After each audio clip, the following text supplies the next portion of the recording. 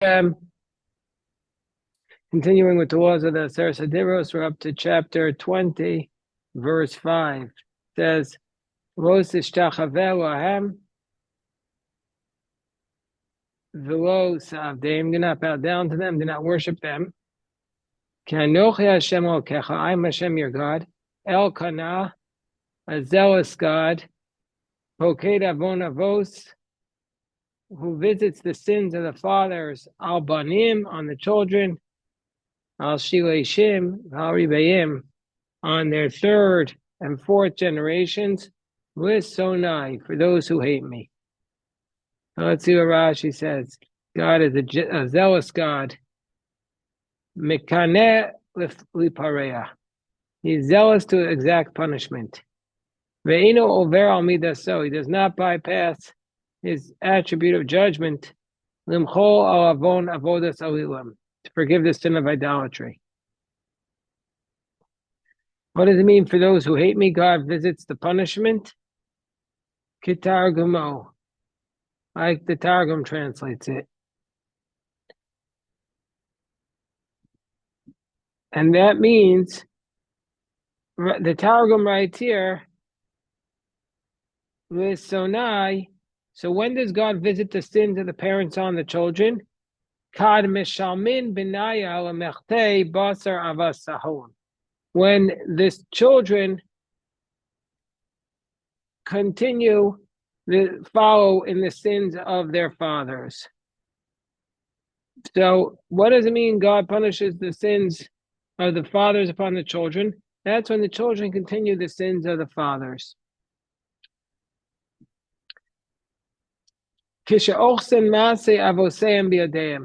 When do the children get punished? When they continue the ways of their fathers. And he guards the kindness that a person does to pay the descendants until 2,000 generations. So we see from here that God's aspect of doing good for people is greater than the aspect of punishment by a ratio of 1 to 500. For this one is for 4 generations, and this one is for 2,000 generations. Safari has a serious mistake here. Yeah, what is it? Notzer Chesed instead of Oseh Chesed. Notzer Chesed is in Kitisa. Yeah, right. Well, Rashi here has it, so they have a footnote about it. Okay, so, please. So the footnote says Rashi here uses the term Notzer Chesed, guards kindness, which is found in chapter 34, verse 7, rather than the term Oseh Chesed, which appears in the next verse. So many editions of Rashi have this as a heading. Rashi's choice of a heading from another verse rather than the corresponding phrase in the next verse has perplexed the commentaries. Various solutions have been suggested, all of which involve some sort of textual emendation. We have chosen the version of the text considered most accurate by Yosef Das, which has V'notzer Chesed with the letter Vav as a prefix. V'notzer Chesed Shadam Oseh, guards the kindness. This is also the text of the first printed edition of Rashi. It indicates that the term is not a heading, but a continuation of Rashi's comment to our verse, which deals with the subject of God taking the actions of the fathers into the account of his treatment of his children. So if this is so, Rashi patterned his language here on that of the verse from Kisisa. Okay, so basically, Safaria is not wrong. And, okay, we're up to Pasuk Zayin. Does kindness for thousands, or avai for those who love him, or shomrei mitzvosai, those who guard his commandments. Pasuk Zayin. Arya, you want to read that?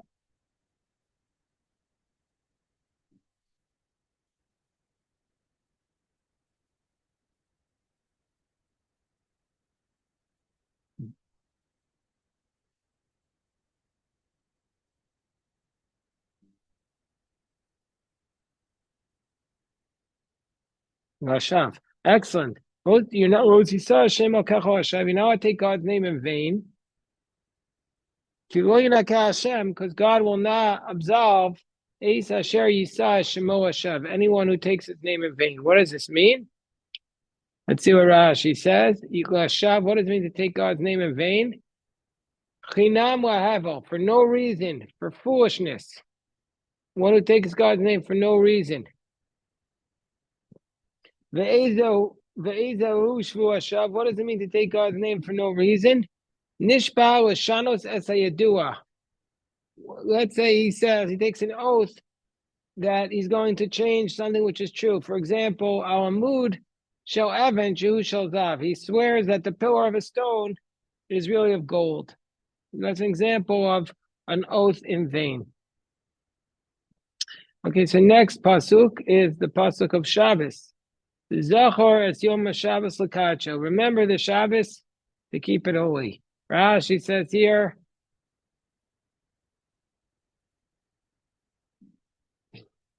Zachor v'shamor. Remember the Shabbos and guard the Shabbos. B'dibur echanamru. God said that simultaneously. Also, another verse which is said simultaneously is where it says, Mechalel amos yumas, that one who violates the Shabbos will put to death. And also it says, V'yom Shabbos shnei kvasim. On day of Shabbos, you have to bring 2 lambs, which is contradictory. Also, lo silba shatnes, you shall not wear wool and linen. And then also it says, Gedilim ta'aselach, you shall make for yourself tzitzis, which is also contradictory because the tzitzis can be made from wool and linen. And Yivama Yavolah. It's Rashi citing all these psukim which are contradicting each other, that you're not allowed to marry your brother's wife, but and there's certain circumstances of Yibum you're obligated to. This is what it says in the verse. God says 2 things simultaneously. He said 1 and 2 is what I heard.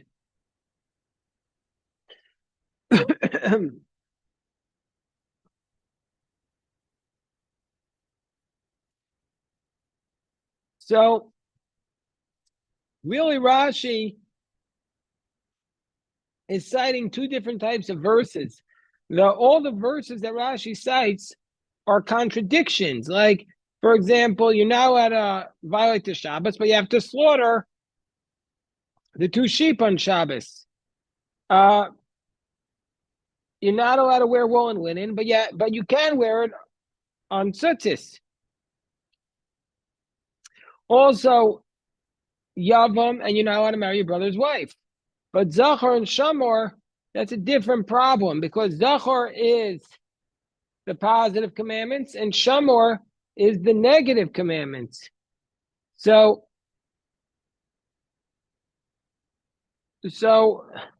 it's not that they're contradictory, but they're 2 different aspects of the Shabbos. Okay. The next verse. Sheishis yamim ta'avod. 6 days you shall work. V'asisa kol malachtecha, and you shall do all your work. 6 days you shall work, and you shall do all your work.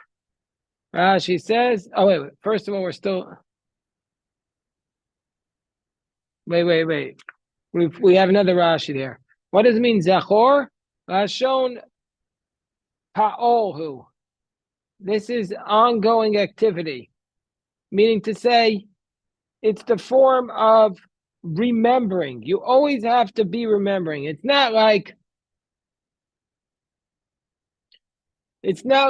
you remember it once. It means you always have to be remembering the Shabbos, like eating and drinking, Rashi says, going and crying. And that's what our verse means. Tenuev was scored tamidus yom Shabbos.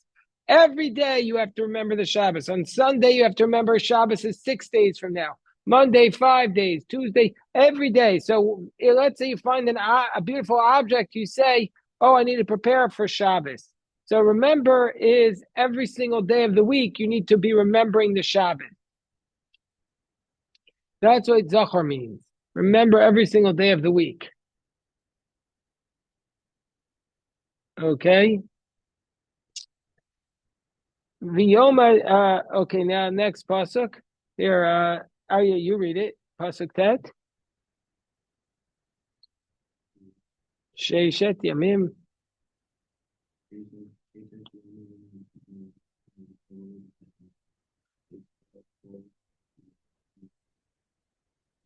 Right. 6 days you shall work, and you shall do all of your work. 6 days you shall work, and you should do all your work. What does that mean? Rashi says, "Kishetavo Shabbat, yei beinecha ki'u kol malachtacha asuya, shalot harher achar muacha." When Shabbos comes, 6 days you shall work, and you should do all your work. What does that mean? When Shabbos comes, it should be in your eyes as though all your work was done. That you shouldn't reflect upon forbidden work. You know how to think about work on Shabbos.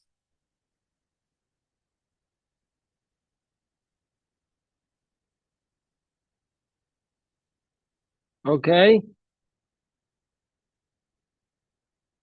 V'yom hashvi Shabbos, Hashem Elokecha. The seventh day is Shabbos for Hashem your God. V'osaseh kol melacha. Do not do any work. Atah u'vincha u'vitecha. You, your son, your daughter. Avdecha v'amascha. Your servant and your maid. Uvemtecha, your animal. V'gercha asher b'sharecha. And your foreigners that are in your gates. So who's not allowed to do work on the Shabbos? You, your son, your daughter, your servant, your maids, your animals, and the foreigners. Let's see what Rashi says. Ata uvincha uvitecha. You and your son and your daughter. This refers to the minors. Now your minor children, even though they're minors, they're not allowed to do work. Rashi says maybe it refers to the adults. Amre sarei kvar musarimim.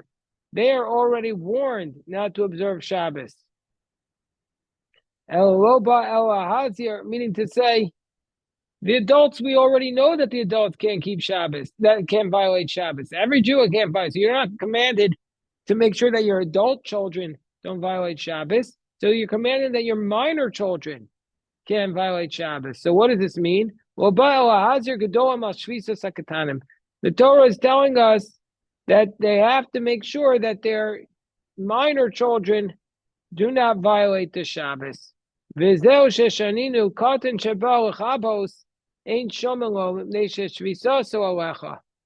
there's a minor that comes to put out a fire on Shabbos. You don't allow him because you're obligated to make sure he keeps the Shabbos. Ironically, this is not something that a lot of people are careful about. Ironically. Because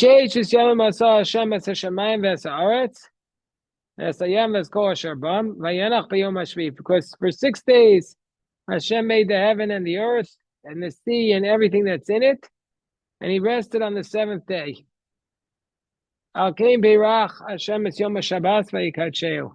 Therefore, Hashem blessed the day of the Shabbos and he sanctified it. 6 days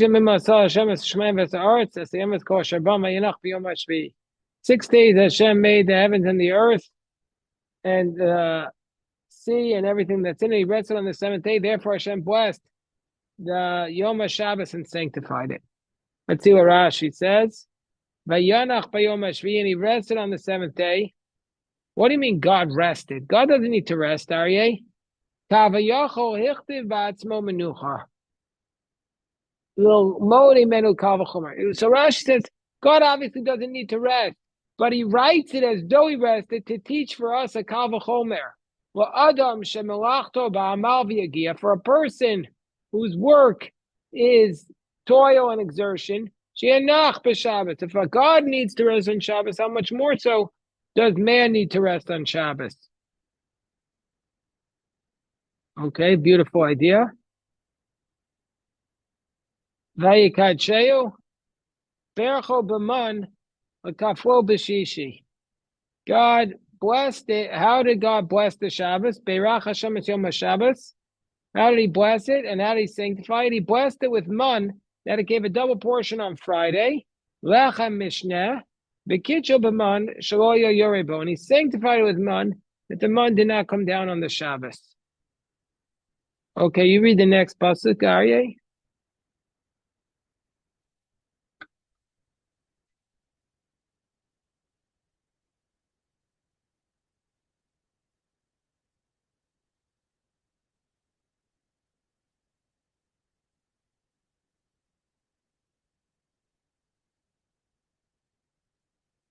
So honor your father and your mother. Honor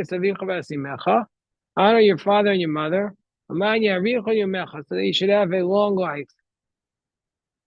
Al Adama, on the earth, Asher Hashem on the earth that Hashem your God gives to you. Says the Rashi, so that your days will be long. If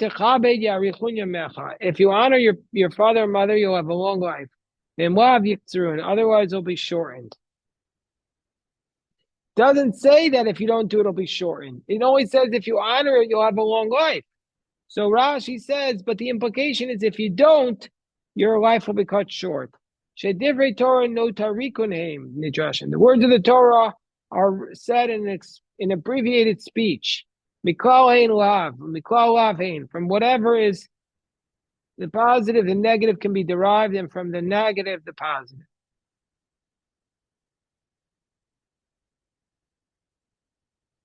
Okay.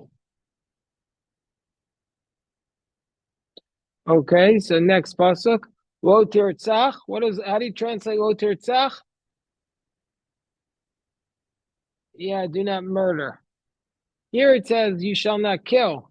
But really, it's do not murder. It's not do not kill. You're allowed to kill if somebody's coming against you. You're allowed to kill, God forbid, if you're in a battle. It means do not murder. Lo tinaf, do not commit adultery. Lo tignov, do not steal. We'll see what that means. Lo tanev re'acha et shaker. Don't testify falsely against your friend. Says the Rashi, Lo tinaf, do not commit adultery. Ein niyuf ela be'eshes ish. The word niyuf, the word adultery, applies to a married woman. Shenemar, mos yumas hanoefa hanoefet. A man will commit adultery with the wife of his neighbor, then they shall both be put to death. So the word niyuf means adultery. Lo tignov, do not steal. Begonev nefasho takatuv medaber. It's not referring to not stealing money. Here it's referring to kidnapping. One who steals soul. As it states, Rabbi. Yes? Yeah, no, just about not enough. I think Rashi is telling us the halacha that if a married man is with a woman, it's not adultery. Because in Canada, the law until 1969 was both were prohibited, and you could go to jail for either. And because the prime minister at the time was himself an adulterer, he canceled that law. But I think that the pshat is that it's just that like it's not appropriate bigamy anyway, but just in terms of the execution case of No, a of married course, woman. adultery is not a man is allowed, according to the Torah, it's not adultery. Of course, a man is allowed to be with more than one wife, according to the Torah, for sure. It's not an issue. It's only the woman who's not allowed to be with more than one man. And a man is not allowed to be with a married woman, for sure. For sure. Yeah, so do not steal refers to do not kidnap. Because how do we know it refers to do not kidnap and not do not steal money? Because Rashi says we're going from the context. Because do not kill, do not murder, and do not commit adultery is something which you're liable for death. So it has to be something that you're not allowed to steal, which you'd be liable for death. And so therefore that must be kidnapping. Hold on 1 second.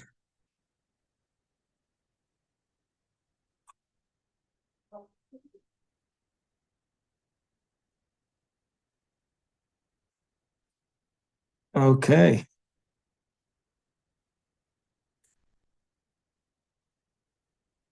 Okay, so now the next pasuk states. You read it. You read it. Which one? Pasuk. The dog. Pasuk Yud. Yud Dawat, right? Lo sophomore base reacho lo sophomore ishes reacho the avdo the maso the vishoro the chamoro the cho asher lereacho. Right. Okay. Do not covet the wife of your friend, Vavdo, and his servant, and his maidservant, and his ox, and his donkey, because Shalareyecha, and whatever is your friend's. So let's see what that means. Do not covet the wife of your friend. Rashi says nothing about that. And his servant. Do not covet the wife of his friend, and his servant, and his maidservant, and his ox, and his donkey, and whatever belongs to your friend. So there is no Rashi on that. Interestingly enough, there's no Rashi on that. It's all self-explanatory according to Rashi. We don't need an explanation. Okay, v'kol ha'am ro'im et hakolos, and all the people saw the sounds and the flames. V'es ha'lapidim, and all the people saw the sounds and the flames. V'es kol ha'shofar, and the sound of the shofar. V'es ha'har, and the mountain was ashen, was smoky. Vayara and the people saw this. Vayanu vayamdu me'rachok, and they moved and they stood from far away. How you guys doing? Did you grab a chumash? One right here, right? No. That's a Gemara. Yeah. Grab a chumash. What's up? How you doing, Mayor? Good, thank you. All right, beautiful. Baruch Hashem. So who's the oldest here? Me. Ezra, then Mayor, then Moshe. And how many months in between Ezra and Mayor? 17. And how between the Mayor and Moshe? 17. And is there somebody older than Ezra? No. Somebody younger than Moshe? No. Just 3 of you. This must have been a labor dick house growing up. Very labor dick, right? Okay. So all the in chapter 20, verse 15. Oh, your jacket came around now. Oh, I had it yesterday, Mayor. I know. Zoned out yesterday. Okay, this is my jacket. Where's it made? What? Where's it made? It was made in Alaska. In Alaska? Of course. What's the material? It's made from a mink.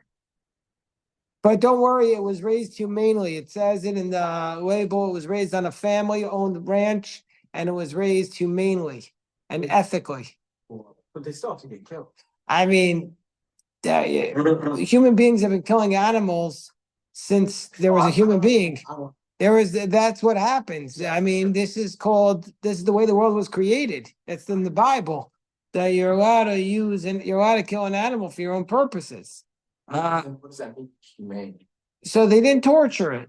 It just killed it. It was free range. It wasn't because there are some slaughterhouses and some places where they torture the animals. So not this one.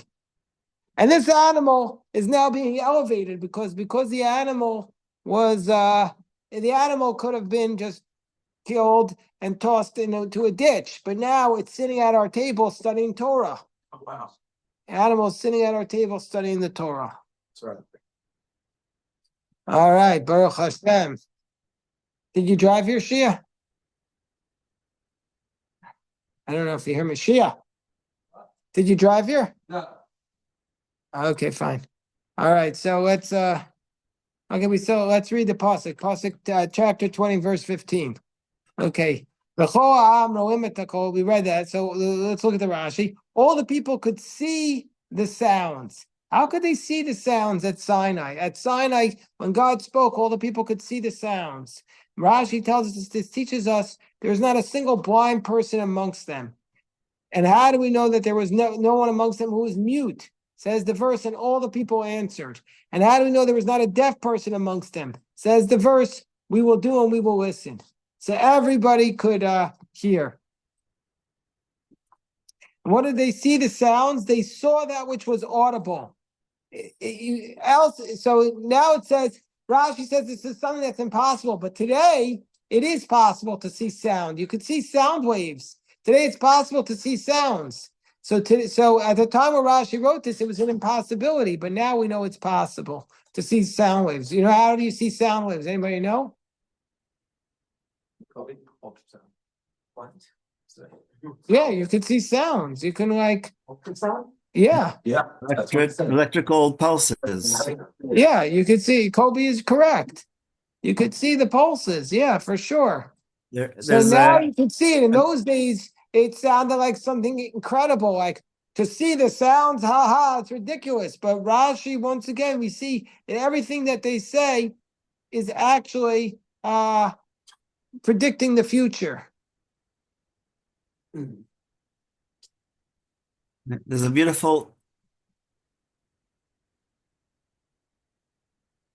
We were waiting for you to finish, Rabbi Yosef, but I think I thought somebody was speaking. Sorry. There's a beautiful scene in the movie The Sorcerer's Apprentice with Nicolas Cage, where this apprentice, he's studying physics, and they allow him to be in this lab where he creates music with these it looks like electrical bolts, and it's exactly. Yeah. Okay, so let's just finish the Rashi, then we'll dive in. Ro'imes hakolos, ro'ines hanishma. The sounds that were coming out from God.